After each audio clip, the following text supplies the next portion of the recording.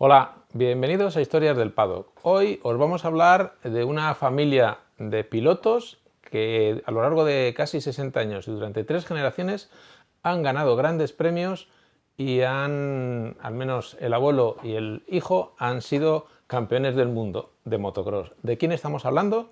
De la familia Evers. Bienvenidos a Historias del Paddock.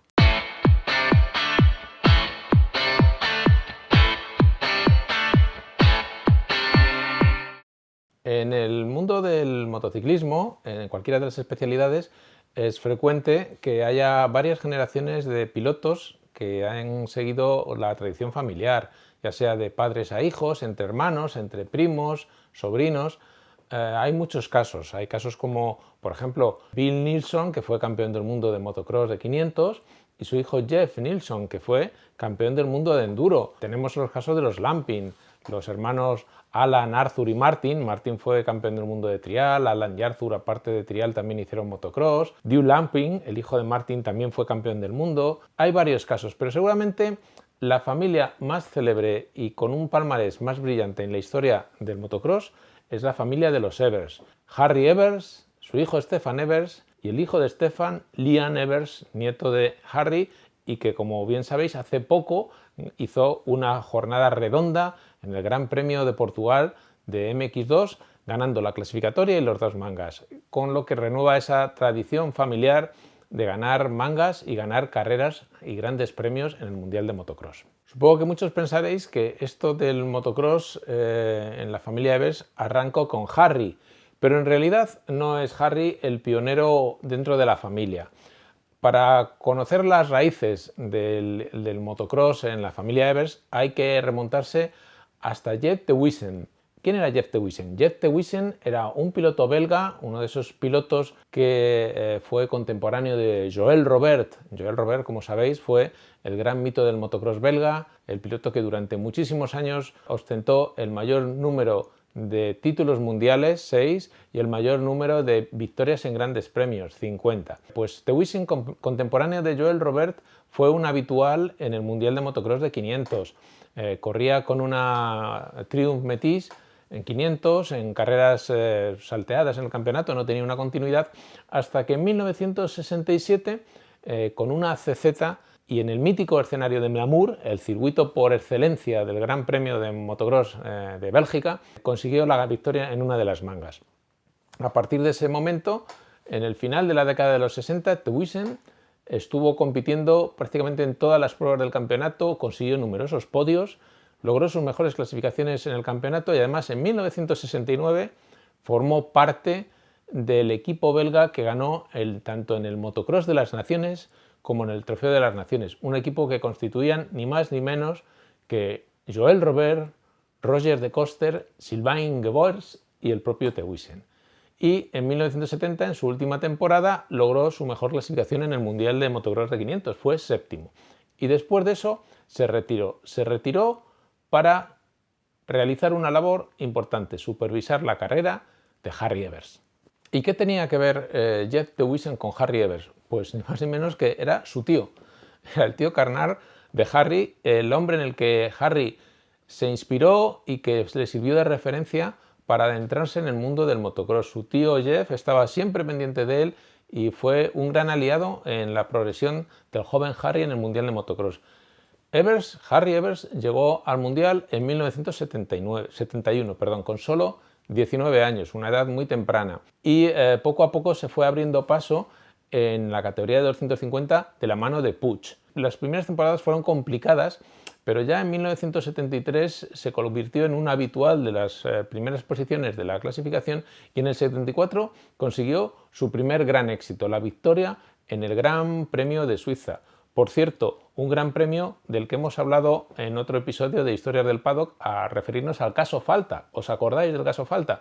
Bueno, esa famosa pugna entre Yaroslav Falta y Gennady Moiseev por el título de 250, con unas maniobras más que discutibles por parte de los soviéticos y que terminó como el Rosario de la Aurora, con una reclamación ante la FIM. Bueno, si queréis refrescar ese episodio, echar un vistazo a nuestro canal y lo encontraréis.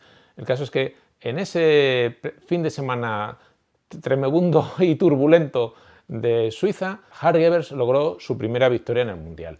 Al año siguiente, su marcha en el Mundial de 250 fue excelente. Dominó con autoridad y se proclamó campeón del mundo de 250. Seguramente si alguno de vosotros habéis tenido una Puig Minicross, ese título de Harry Evers, porque Puig aprovechó al máximo comercialmente ese éxito y todos recordaréis, si estabais al manillar de vuestra Minicross, mirar el depósito y ver ese adhesivo donde ponía Harry Evers, campeón del mundo de 250. Además, con gran acierto, Puig decidió implantar el mismo diseño y la misma decoración que había en la Puig 250 de Harry Evers en las Minicross, que eran como una réplica a escala de la moto de Harry. Bueno, el caso es que Evers prosiguió con Puig.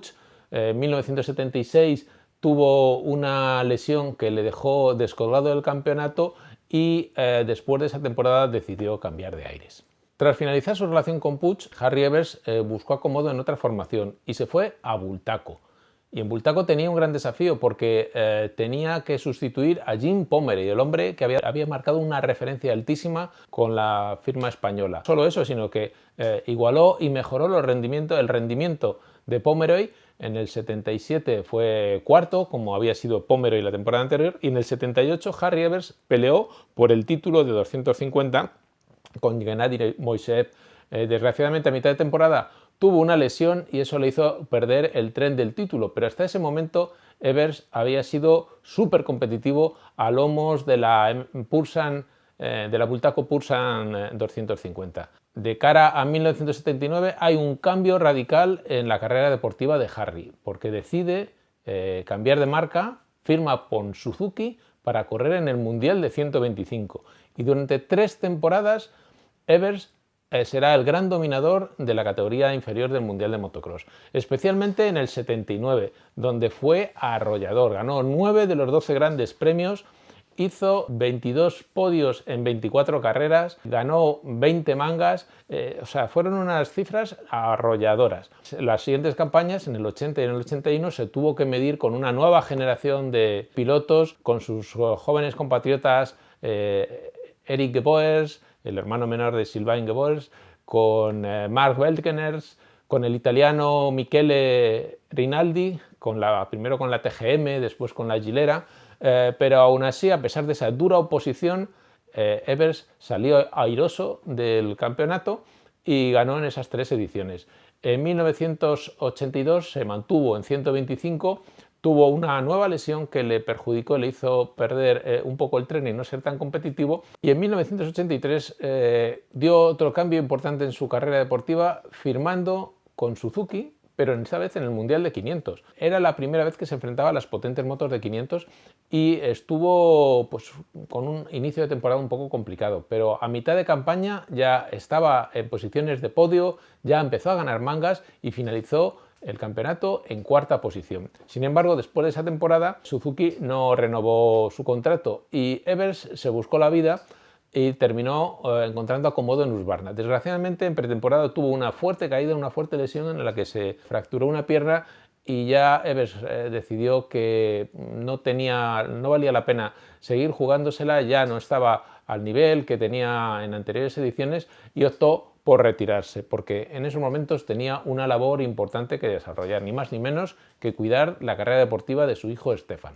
Stefan Evers no pudo evitar ser piloto porque lo llevaba en la sangre. En su familia desde siempre había visto motos, había visto a su padre correr y coronarse campeón y desde luego él tenía las mismas ganas y el mismo impulso que llevó a su padre a esas posiciones tan destacadas en el Mundial. Stefan debutó en el Mundial de Motocross de 125 en 1989. Logró su primera victoria en 1990. Al año siguiente se convirtió en un piloto ganador al 100% y consiguió hacerse con el título de 125 también con Suzuki, como su padre, reeditando esa corona 10 años después de que la ganara su padre. A partir de ese momento, Evers se convirtió en la gran promesa del motocross mundial.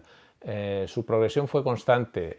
A la siguiente temporada pasó a 250, donde siguió con su progresión paso a paso y en 1993 ya estuvo en disposición de luchar por el título, aunque fue subcampeón y estuvo peleando con Greg Albertine. Albertine fue campeón en 1992 y en 1993 y 1994 y Evers fue subcampeón. En el 95 firmó con Kawasaki y había firmado un año antes en Kawasaki. En el 95 con la Kawasaki se coronó campeón del mundo de 250 por primera vez. A partir de ahí empezó a enlazar títulos, pero una peculiaridad de Stefan es que cambiaba de marca con determinación y cuando era necesario. Después de ese primer título con Kawasaki, firmó con Honda y ganó 2 títulos más en 250. Para entonces el título de la categoría de 250 se había convertido en la clase reina del mundial. Desde el principio de los 90, los fabricantes japoneses y KTM habían dejado de apostar por la clase de 500 y todos sus mayores recursos estaban en 250, con lo que la categoría intermedia se convirtió en la más importante del campeonato.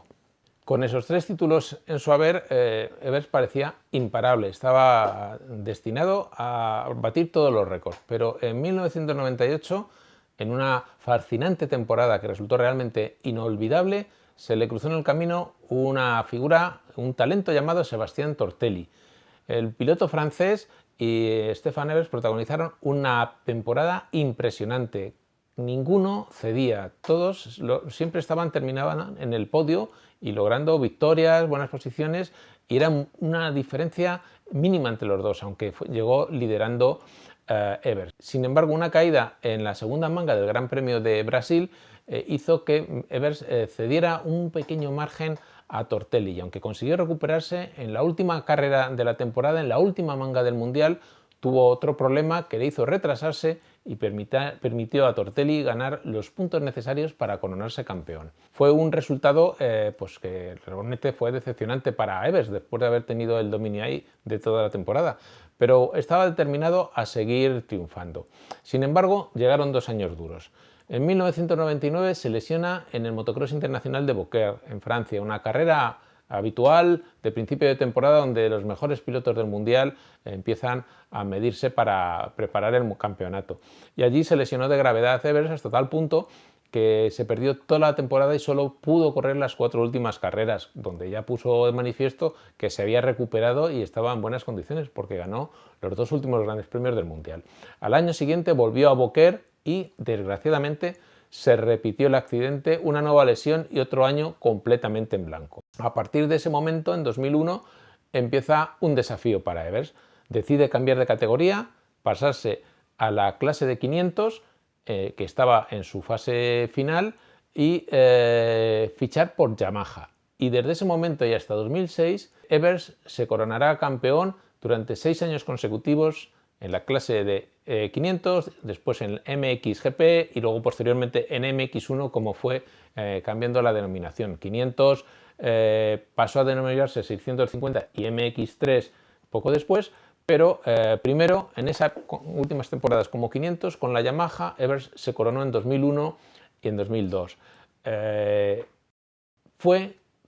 Marcó un hito con estos registros porque ha sido el único piloto que ha sido campeón del mundo con los 4 fabricantes japoneses, con Suzuki en 125, con Kawasaki y Honda en 250, con Yamaha en 500, MotoGP, MXGP. Cuando se crea la clase MX1, que venía a sustituir a la categoría de 250, Evers corre con Yamaha y sigue ganando en las temporadas 2002, 2003, 2004, 2005, 2006, es decir, que bate todos los récords en todos los registros posibles. Consigue 10 títulos mundiales, dejando atrás el récord de 6 coronas que había conseguido Joel Robert, y llega a las 101 victorias en Gran Premio y 168 mangas, unos resultados que le colocaban como el piloto más laureado de todos los tiempos en el motocross. Después de esa brillante, increíble trayectoria deportiva, 2006 fue la última temporada en activo de Evers. Se retiró, pero siguió muy vinculado al motocross en diferentes facetas, desde su trabajo con KTM en el desarrollo de motos, como su trabajo con Suzuki o con jóvenes promesas del motocross belga, y entre ellos con su hijo Liam, que no dudó en seguir los pasos de su padre y de su abuelo y adentrarse en el mundo del motocross. Liam se convierte en una de las promesas del motocross belga, que después de Evers prácticamente no ha conseguido grandes resultados. Step Ramon fue campeón del mundo de MX1 en 2007 y Sven Breuglands ganó en MX3 en 2008, y desde entonces Bélgica, que ha sido siempre la referencia en el mundo del motocross, no ha vuelto a ganar una corona. Jakob Gers, el joven Jakob Gers, es la eterna promesa del motocross belga, que no termina de cuajar, y con él, unos años por detrás, llega Liam Evers. Liam desde 2021 está corriendo en el Mundial de MX2. Ya el año pasado logró su primera victoria en un Gran Premio, y como hemos comentado anteriormente, hace unas semanas en Portugal completó un fin de semana de ensueño. Fue el primero en la clasificatoria y ganó las dos mangas en el infierno de Portugal, porque fue una carrera realmente difícil, embarrada, complicadísima, y ahí Liam sacó a relucir ese talento familiar que le precede. Y hasta aquí esa es la historia de la familia Evers. 3 generaciones que, sumando a los resultados del tío Jeff Tewissen, son más de 60 años en el Mundial de Motocross. Bueno, y hasta aquí el episodio de hoy. Espero que os haya gustado. Si es así, os agradeceríamos que lo compartierais, y que si os animáis a seguirnos, os suscribáis al canal. Dadle a la campanita para recibir las notificaciones, y os recordamos que sigue a la venta nuestro libro Un siglo de GP, la historia de los grandes premios desde el Gran Premio de Europa en 1924 hasta la actualidad del Mundial de MotoGP. Un libro que puedes conseguirlo escribiendo a esta dirección: historiasdelpaddock@gmail.com. Hasta la próxima semana.